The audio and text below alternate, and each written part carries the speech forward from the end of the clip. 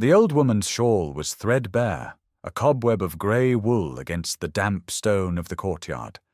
She clutched a small, dirty sack to her chest, as if it contained the crown jewels, her knuckles white and swollen with age. One of the footmen, a young man puffed up with the importance of his new livery, was trying to shoo her away from the grand entrance of Blackwood Manor. "Be off with you, hag!" he sneered, his voice a reedy imitation of authority. "His Grace has no time for beggars, especially not today." Today was the day his new Duchess was to arrive. The footman, Thomas, had been instructed that everything was to be perfect.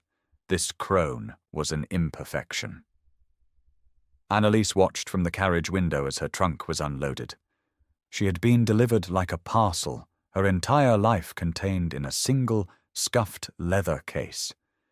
She was the parcel, a bride purchased to settle a debt. She had expected coldness, austerity, a life of silent duty. She had not expected this casual public cruelty on the doorstep of her new prison. The old woman stumbled, and the footman made a move to shove her. Annalise did not think. She simply acted. The door of the carriage was already open, and she stepped down onto the gravel, her simple wool travelling dress a stark contrast to the grandeur of the house. "That is quite enough, Thomas," she said. Her voice was not loud, but it carried the clear, calm authority of someone who had managed a household of 50 on a shoestring budget for a decade. The footman froze, turning to see her. He flushed a deep, mottled red.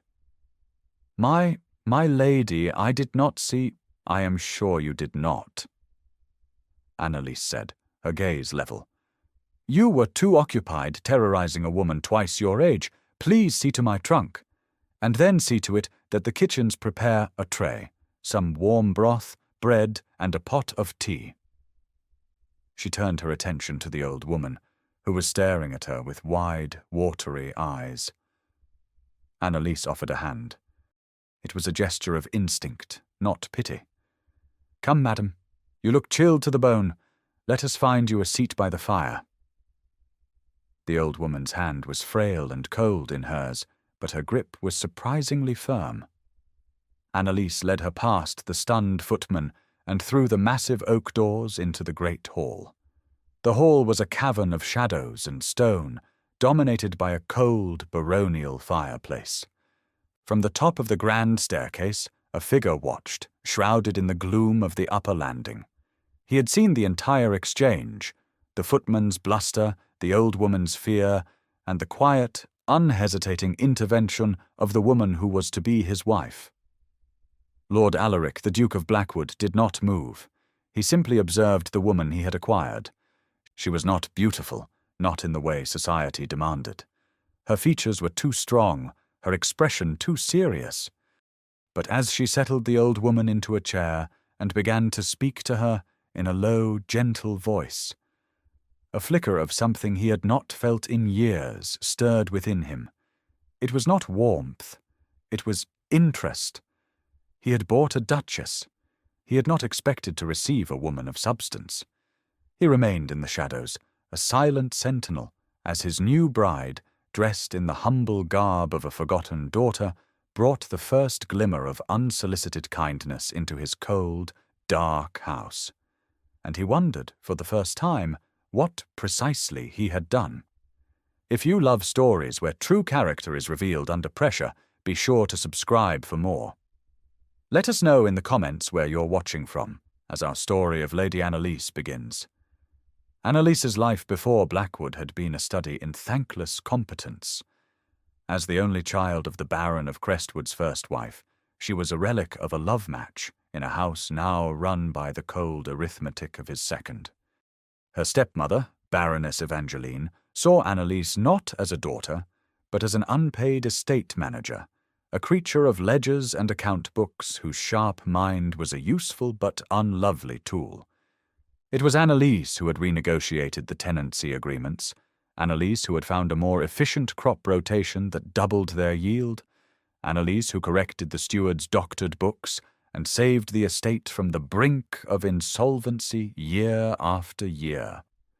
Her work was done in a small, cold room at the back of the house, and the credit was always taken by her father in the drawing-room. One particular Tuesday afternoon encapsulated her existence.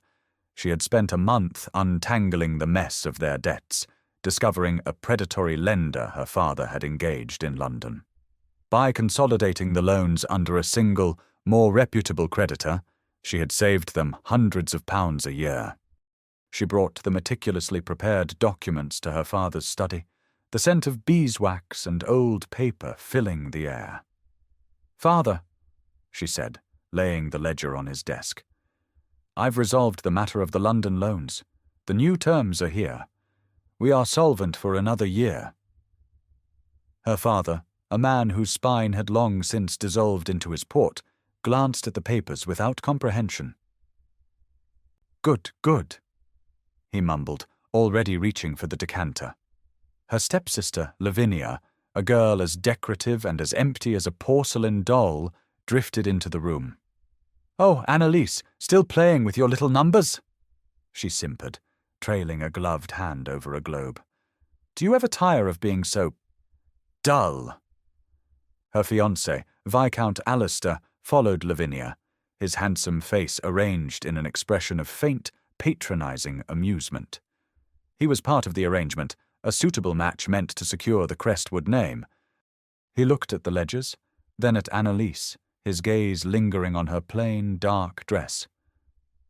"A woman's mind should not be so cluttered with commerce, my dear," he said, his tone gentle, but his words a blade. "It leaves no room for the softer arts." Annalise simply looked at him. "The softer arts do not keep the bailiffs from the door, my lord." The mechanism of her ejection came 2 months later. The debts she had so carefully managed were suddenly called in, consolidated by a single, mysterious entity. The sum was staggering, far beyond their means. Her father, cornered and terrified, was offered a single solution. The creditor, the notorious Duke of Blackwood, would forgive the entire debt in exchange for one thing: Annalise's hand in marriage. Alistair dissolved their engagement the next day. He came to her in the neglected conservatory, the air thick with the smell of damp earth and dying leaves. "It is a tragedy, of course," he said, avoiding her eyes. "To be sold to such a man. A monster, they say, scarred and reclusive, but you are a practical creature, Annalise. You will adapt." There was no regret in his voice, only relief. He had traded her for his own financial security, as her father had. She was a line item in a ledger, a debt paid. She packed her own trunk. Her stepmother gave her a cast-off travelling cloak. Her father refused to see her. The only person who wept was Sarah, the young housemaid Annalise had taught to read. As Sarah pressed a small, clumsily embroidered handkerchief into her hand, Annalise made a silent vow. She would not break. Cold indifference was a fortress, and she would learn to live within its walls. The journey to Blackwood Manor was a descent into a wilder, more formidable landscape. The rolling hills of her home gave way to rugged moors and ancient, wind-swept forests. The manor itself appeared suddenly, a jagged silhouette of granite and slate against a bruised purple sky. It was not a home. It was a fortress, built to withstand a siege. Its silence was absolute, broken only by the cawing of rooks and the sighing of the wind through its many chimneys. As her carriage rolled to a stop, she met the old woman, and then the Duke in the shadows. After the strange encounter in the hall, she was led not to a drawing-room, but to a severe, dark, panelled study. A fire crackled in the hearth, but it offered little warmth against the chill that seemed to emanate from the stone walls. Lord Alaric, the Duke of Blackwood, stood by the window, his back to her. He was taller than she had expected, his frame broad and unyielding. When he turned, she saw the scar. It was a jagged line that cut from his left temple across his cheekbone to the corner of his mouth, pulling the lip into a permanent, faint sneer. It was not horrifying. It was simply a fact, like the stone of the house. His eyes, however, were a clear, startling grey, and they assessed her with an unnerving stillness. "Lady Annalise," he said. His voice was a low baritone, devoid of inflection. "Welcome to Blackwood." He gestured to a chair opposite his desk. She sat, her back straight. He remained standing, a towering presence that dominated the room. "I believe in clarity," he began, his hands clasped behind his back. "Our arrangement is a contract, and both parties should understand its terms. You are here to be my Duchess. You will manage this household which has fallen into neglect. You will preside over my table and represent my name in the county should the need arise. In time, you will provide me with a legitimate heir. These are my requirements." He paused, his grey eyes fixed on her. "In return, you will have the protection of my name and my fortune. You will want for nothing material. This house and everything in it will be at your disposal.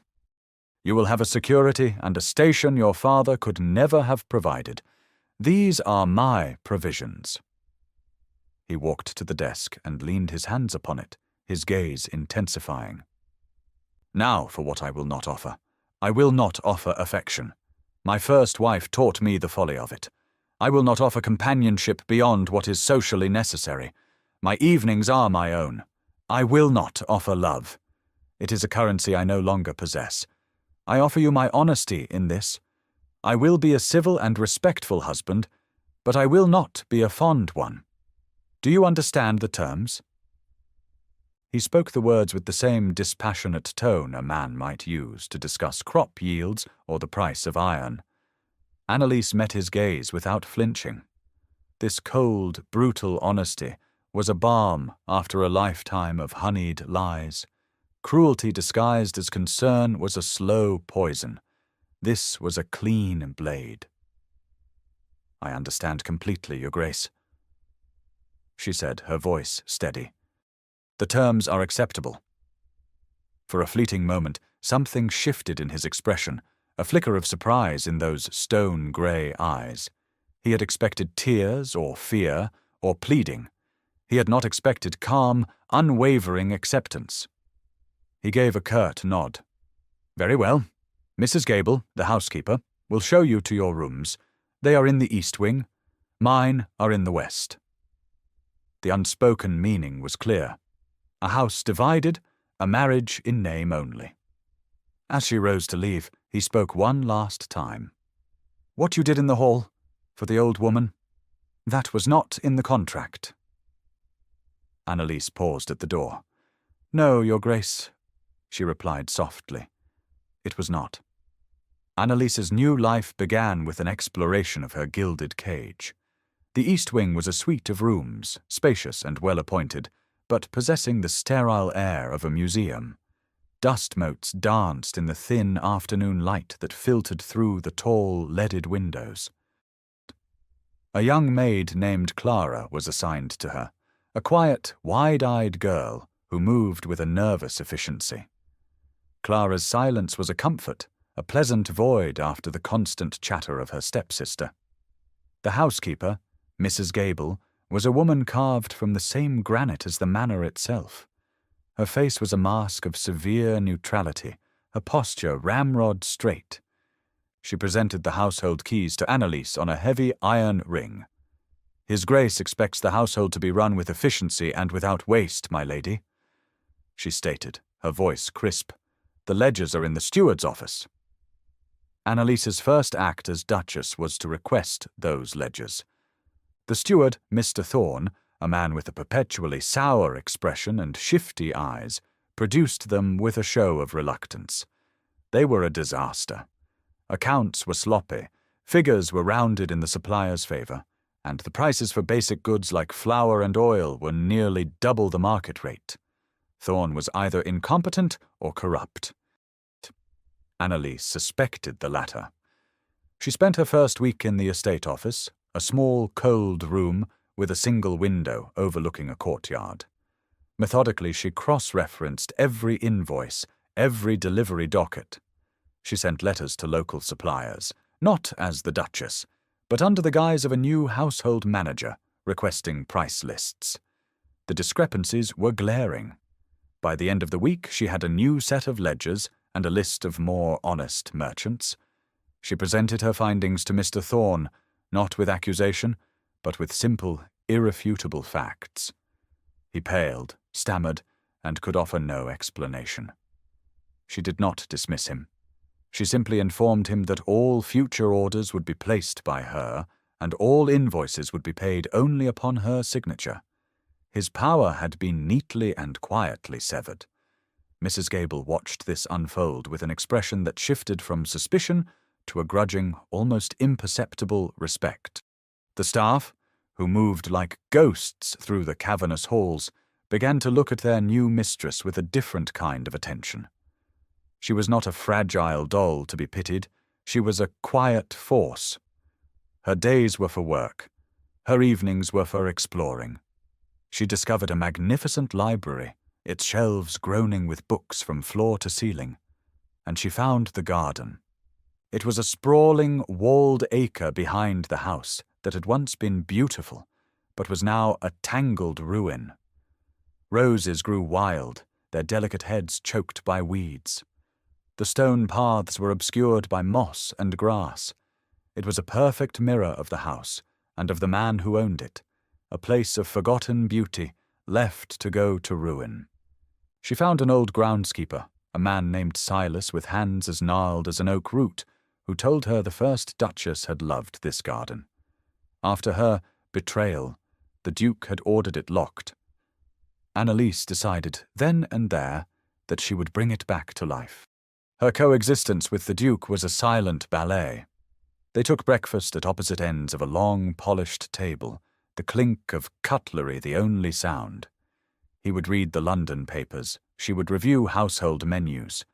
They passed in hallways with a polite nod. But the library became their unspoken meeting ground. Late at night, unable to sleep, she would seek refuge there, only to find him already seated by the fire, a book in his hand. He would look up, acknowledge her with a slight inclination of his head, and return to his reading. She would select a volume and take a seat in the opposite armchair. For hours they would sit in shared silence, the only sounds the crackle of the fire and the whisper of turning pages. He watched her. She knew it. Sometimes she would glance up and find his grey eyes on her, his expression unreadable. He watched her from the top of the stairs as she consulted with Mrs. Gable. He stood in the doorway of the estate office as she worked on the accounts. He was a silent observer, a man assessing a strange new creature that had entered his habitat. He had contracted for a Duchess. He was beginning to realize he had acquired a partner, and he did not yet know what to do with that fact. The discovery came on a rainy Tuesday in October. Annalise had decided to tackle the estate archives, which were housed in a series of dusty, forgotten rooms in the oldest part of the manor. Mr. Thorne had claimed the keys were lost, but Annalise, with a little help from the observant Clara, found them on a mislabeled hook in the steward's office. The air in the archive rooms was thick with the scent of decaying paper and time itself. Boxes of documents were stacked haphazardly, their contents spilling onto the floor. It was a history of the Blackwood estate in chaotic detail. As she worked to impose order, her hands covered in a fine layer of grey dust, she found a heavy, locked file box tucked away behind a stack of old maps. It was different from the others, made of dark, polished wood with brass fittings. It was not an estate box. It was personal. The key was in a small, unlabeled envelope in the same drawer where she'd found the archive keys. Her fingers trembled slightly as she turned the lock. The click seemed deafeningly loud in the silent room. Inside, the documents were neat, organized, and chillingly familiar. They were deeds, loan agreements, and promissory notes, all pertaining to one estate. Crestwood, her father's estate. She sank onto a dusty crate, her heart pounding a slow, heavy rhythm against her ribs. Here was the entire history of her family's financial decline, meticulously documented. And every single debt, from the smallest gambling chit to the largest mortgage note, had been purchased over a period of 5 years by one man. Alaric, the Duke of Blackwood. He hadn't just been the final creditor who called in the debt. He had been the architect of the entire crisis. He had systematically, patiently, and ruthlessly acquired every string that held her family's fortunes, and then he had pulled them all at once. The cold, calculated precision of it stole her breath. This wasn't a matter of chance. It was a campaign. Why? To what end? The obvious answer was a cold knot in her stomach. To acquire her. He had seen her, somehow known of her skills, and decided he wanted her for his Duchess. So he had dismantled her entire world to possess her. The transactional nature of their marriage suddenly felt infinitely more sinister. She was not a solution to a problem. She was the prize at the end of a long, cold hunt. All his talk of honesty, of plain terms, seemed like a mockery. The foundation of their arrangement, the one thing she had valued, its brutal clarity, was a lie. She felt a surge of cold fury, a feeling so potent it was almost dizzying. He had not saved her from her family, he had simply been a more effective predator. She took the box and walked back through the silent, echoing corridors of the manor, her purpose a straight, unyielding line. She would not weep or rage. She would confront him. She would demand the one thing he had promised and then proven he did not possess. The truth. That night she did not wait for him in the library. She went to the west wing, to the door of his study, and knocked. When he opened it, she stood there, the file box held in her hands like an offering and an accusation. "Your Grace," she said, her voice devoid of all warmth, "I believe we have a new term to add to our contract. An explanation." Alaric's face, illuminated by the single lamp on his desk, was an unreadable mask of shadows and scars. He looked at the box in her hands, then at her face, and his expression did not change. There was no surprise, no guilt. There was only a quiet, weary resignation. "Come in, Annalise," he said, his voice low. He stepped back, allowing her to enter the sanctum of his private study. He had told her his evenings were his own, and this was the first time she had crossed the invisible line dividing the east wing from the west. She placed the box on the polished surface of his desk. The sound was a definitive thud in the heavy silence. "You will tell me why," she said. It was not a question. It was a demand. He did not prevaricate. He walked to the fireplace, resting one arm on the marble mantelpiece, staring into the flames. "You believe I engineered your family's ruin to acquire you," he stated, his back still to her. "That is the logical conclusion," she replied, her voice tight. "And it is wrong," he said, turning to face her. The firelight played across his scarred features, making them seem harsher, deeper. "My quarrel was not with your father. It was with your former fiancé, Viscount Alistair." Annalise felt a jolt of surprise. "Alistair?" He was in league with a man named Lord Croft. Alaric explained, his voice flat, stripped of all emotion. "Croft is my rival. It was he who conspired with my first wife. It was his blade that gave me this." He gestured to his scar. "Croft's goal for the last decade has been to see me ruined, socially, financially, in any way he can. Alistair was his pawn in this county. He fed Croft information on the local gentry, identifying estates with financial weaknesses that Croft could then exploit, driving them to ruin and buying their land for pennies on the pound. Your father's was one of many." He finally met her eyes, and she saw a flicker of something raw and unguarded in their grey depths. I began acquiring your father's debt to shield the estate, not to destroy it. I knew from my sources that you were the one managing it. I had seen copies of your reports. I knew of your competence. I knew that as long as you were there, Crestwood was safe. But then your father, in his wisdom, betrothed you to Alistair. The pieces began to click into place, forming a picture she could never have imagined. I could not allow it. Alaric continued. Alistair is a weak, cruel man. He would have used you and discarded you.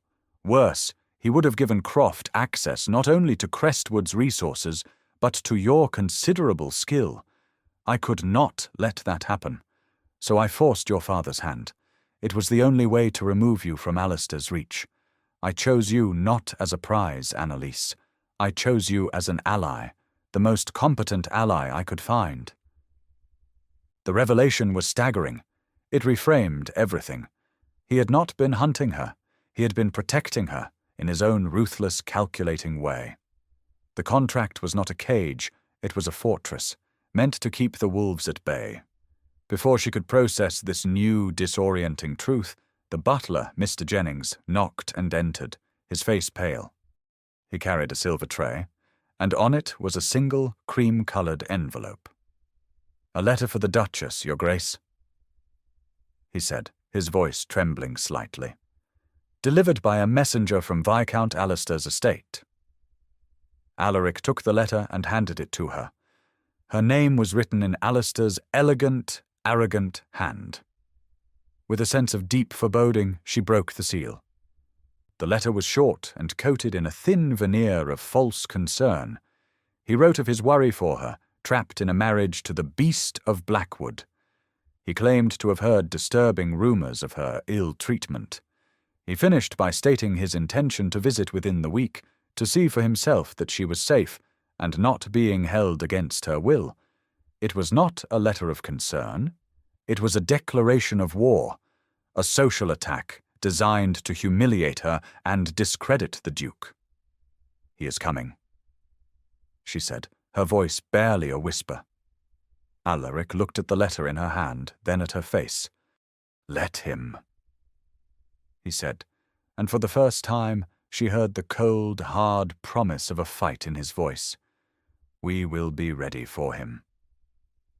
Alistair arrived 4 days later, his carriage as polished and ostentatious as his smile. He was shown into the main drawing room, a vast, cold chamber Annalise had not yet found a way to warm.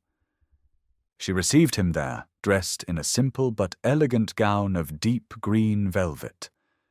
Alaric was also present, standing by the tall windows that overlooked the wild, wind-swept gardens.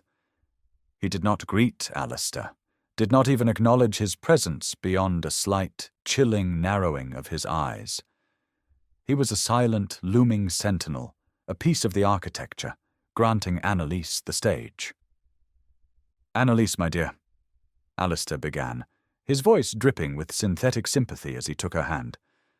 She allowed the contact for a moment before smoothly withdrawing it. "I have been so worried. To hear you were bound to this place, to this man." He cast a theatrical, nervous glance toward Alaric. "You must know you need only say the word. My family has connections. We can have this barbaric contract annulled. You do not have to suffer here." His performance was for an imaginary audience, a speech he had likely rehearsed. He saw her as the same timid, overlooked girl who counted pennies in a back room. He did not see the Duchess of Blackwood. "I am not suffering, Alistair," Annalise said, her voice calm and even. She gestured to a chair. "Please, sit. You have come a long way to display your concern." He sat, preening slightly, confident in his power to charm and intimidate. "Concern is a mild word. When I think of your delicate sensibilities, your gentle nature, trapped here—" "My gentle nature," Annalise interrupted, a faint, ironic smile touching her lips. "Is that what you saw? I recall you seeing a useful accountant." Someone to keep your future estate solvent while you pursued the softer arts. Alistair's smile faltered. Now, Annalise, there is no need for bitterness. This is not bitterness, my lord. It is clarity, she said, her voice gaining strength. You speak of my delicate sensibilities, but you seem to have forgotten the nights I spent poring over ledgers while you and Lavinia danced at balls. You forget the contracts I negotiated with wool merchants and tenant farmers, men who would have cheated my father blind. You speak of this marriage as a prison, but in the last month I have been granted more autonomy and respect for my work than I received in 10 years at Crestwood. She rose and walked to the fireplace, turning to face him. You see me as a victim, Alistair, because it is convenient for you to do so. It absolves you of your own callousness. You did not lose me to the Duke of Blackwood. You discarded me because you believed I had no value beyond a name and a small dowry. You were mistaken. Each word was a precisely placed stone, building a wall he could not breach. His handsome face, for the first time, showed a flicker of genuine shock, then a flush of angry humiliation. He looked past her to Alaric, seeking an ally in this unexpected confrontation. Your Grace, surely you cannot allow your wife to speak so unbecomingly. Alaric pushed himself away from the window and walked slowly to stand beside Annalise. He did not speak to Alistair. He spoke only to her, his voice a low rumble of support. Is there anything else you wish to say to the Viscount, my dear? The gesture was more powerful than any threat he could have made. He was not her defender. He was her second. He trusted her to fight her own battle. Annalise looked directly at her former fiancé. Only this, she said, her voice clear and ringing in the silent room. Thank you, Alistair. Your rejection was the greatest gift you ever gave me. You may see yourself out. Alistair stared, speechless, his mask of charming concern shattered. He stood, his face a mask of fury, and stormed from the room without another word.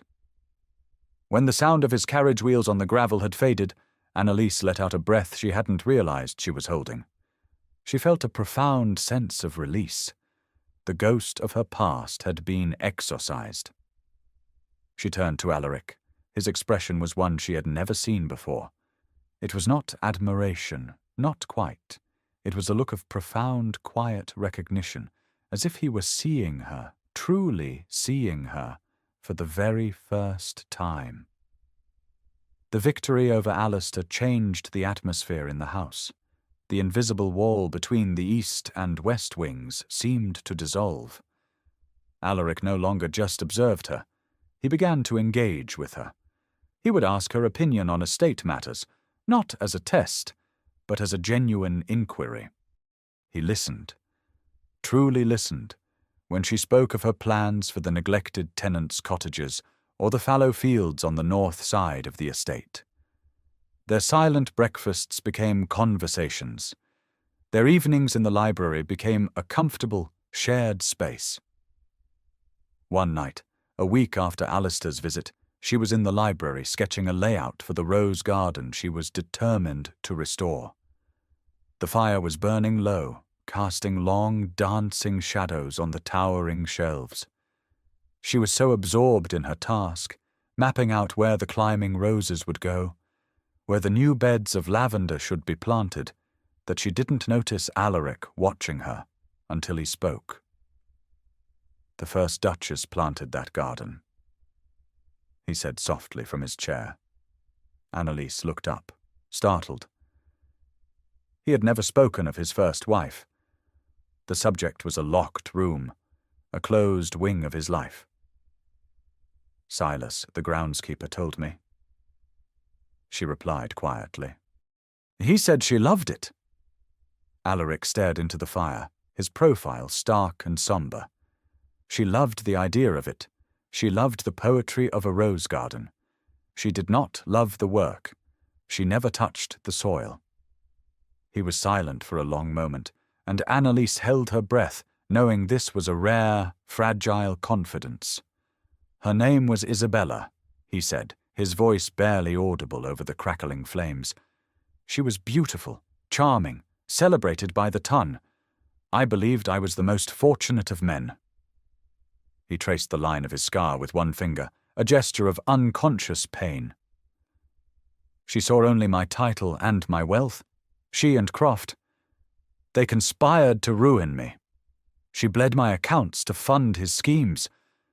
She ridiculed my work, my belief that this land and the people on it were a duty, not just a source of income. She called me a glorified farmer." He fell silent again. Annalise's heart ached for the young, idealistic man he must have been before betrayal had carved its mark on his face and his soul. She wanted to say something, to offer some word of comfort, but she knew that empty platitudes were not what he needed. She simply waited. He finally turned his head and looked at her, his grey eyes clear and startlingly vulnerable in the firelight. "For 10 years I have lived by a single rule. Trust no one. This house, this life. It was a fortress I built to keep the world out." He looked from her face down to the garden plans in her hands, at the smudges of charcoal on her fingers. "You do not just speak of work, Annalise. You do it. You restore ledgers. You restore gardens. You restore order. You are not a poet. You are a builder." He rose from his chair and crossed the small space between them. He stood before her, a formidable, wounded man, and she saw the immense effort it took for him to dismantle his own defenses, brick by painstaking brick. "The terms of our contract," he said, his voice low and intense. "They are insufficient." Before she could react, he reached down and took her hand. His touch was not gentle, but it was not rough. It was firm, sure, a tether in the quiet room. Her fingers curled around his instinctively. He did not say he loved her. He did not speak of affection or passion. He said something far more devastating in its plain, factual honesty. "I find," he said, his gaze holding hers, "that I am no longer willing to conduct my life without you in it." The invitation arrived on a sheet of thick, cream-coloured card embossed with the royal crest. The Queen's annual grand ball, the pinnacle of the London season. For years, the Duke of Blackwood's absence from such events had been a subject of fervent gossip. His attendance, with his new, unknown Duchess, would be a statement. Annalise knew it was a battlefield they were walking on to, and Alistair and his allies would be waiting. But when she looked at Alaric, she saw not apprehension, but a quiet, determined resolve. They would face this together. On the night of the ball, Annalise stood before the mirror in her chambers. She wore a gown of midnight blue silk, a colour chosen by Alaric. It was devoid of the lace, frills, and ribbons favoured by society ladies. Its beauty was in its perfect cut, which skimmed her form and highlighted the graceful line of her neck and shoulders. Clara had arranged her hair simply, and the only jewellery she wore was a pair of pearl earrings that had belonged to Alaric's mother. When Alaric came to her door, he stopped on the threshold. He was dressed in formal black evening wear, the severe lines of the coat emphasizing his height and the breadth of his shoulders. For a moment he simply looked at her, and his unreadable expression cracked, revealing a raw, unguarded admiration that made her heart beat faster. "Annalise," he breathed, his voice rough with an emotion he could not name. "You are magnificent." The ballroom was a dazzling, overwhelming sea of diamonds, satin, and powdered wigs. As they were announced, a wave of whispers followed them through the crowd. "The Beast of Blackwood," his little brown mouse of a bride. "Bought her, you know." Annalise kept her head high, her hand resting lightly on Alaric's arm. He was a rock in the glittering tide, his scarred face a defiant challenge to the flawless, simpering masks of the court. They were soon confronted by Alistair, who was escorting a vapid young heiress dripping with jewels. He gave Annalise a condescending smirk. "Why, Annalise, you clean up surprisingly well, though a bit severe, isn't it? One must make an effort to be decorative." Before she could respond, a portly, important-looking man with a chest full of medals approached them. "Blackwood," he boomed. "Good to see you out of your cave. And this must be the Duchess." Alaric made the introduction. "Lord Ashworth, may I present my wife? Annalise, this is the Minister for Agriculture." Lord Ashworth, a notoriously sharp-minded politician, turned his full attention to Annalise. "A pleasure, Your Grace. The Duke tells me you have some rather progressive ideas about estate management." Over the next half-hour, as Alistair and his fiancée were forced to stand by, Annalise spoke quietly and confidently with the minister about crop rotation, land drainage, and fair tenancy contracts. She did not perform. She simply conversed, her deep knowledge of the subject shining through. Heads began to turn. The whispers changed. This was no brown mouse. This was a woman of formidable intellect. The final confrontation came near midnight.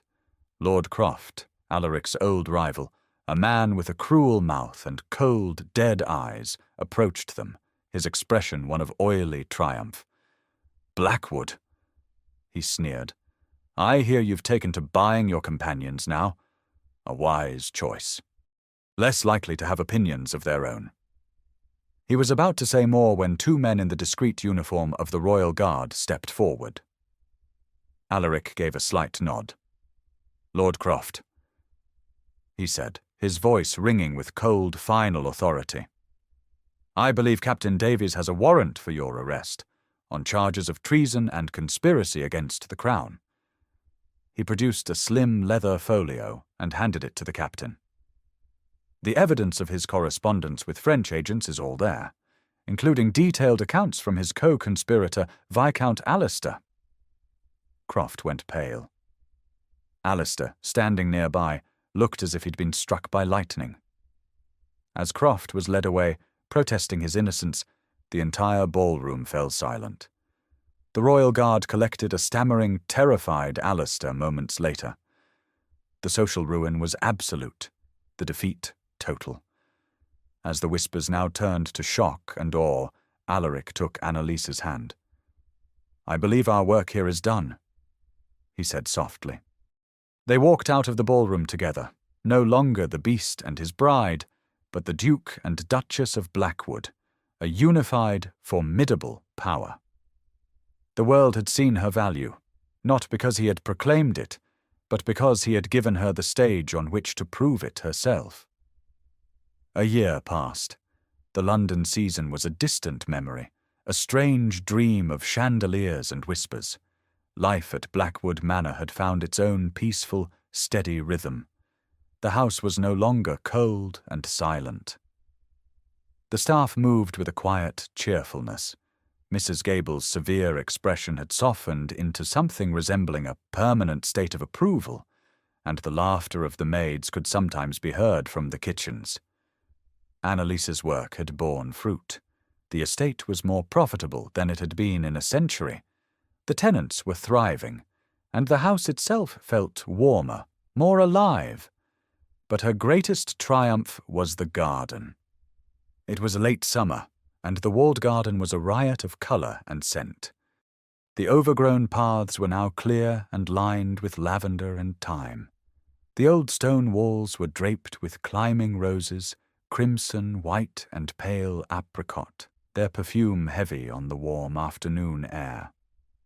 The weed-choked beds were now filled with foxgloves and delphiniums, and bees droned lazily among them. She and Alaric walked the paths together, his hand holding hers, their fingers intertwined. It had become their ritual, an evening stroll to mark the end of the day. He stopped by a particularly beautiful white rose, its petals just beginning to unfurl. "This one," he said, his voice soft. "My mother planted this bush. Isabella tried to have it torn out. She said white roses were for funerals.